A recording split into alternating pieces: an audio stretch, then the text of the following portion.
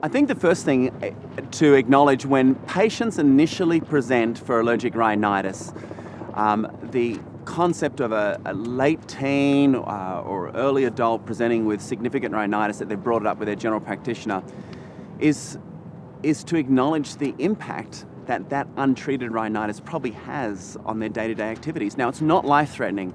There's no doubt that rhinitis is the poor cousin to asthma in terms of its severity with life-threatening events, but uncontrolled rhinitis and untreated rhinitis actually impacts everything from driving performance, concentration, school performance, absenteeism from work, presenteeism.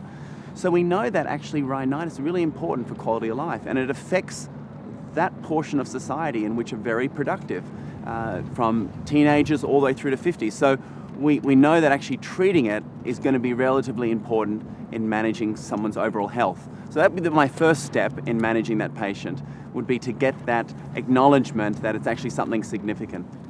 Probably the second step is it's very easy as a general practitioner to talk to someone about their initial treatment, but talking about when to review it and maybe discussing long-term treatments such as immunotherapy is just as important as discussing an initial treatment plan. So I think that's the other important aspect that I think we should almost raise at the beginning of someone when they present with rhinitis, rather than leaving that discussion until they've done a whole lot of treatments and maybe struggling to manage their condition.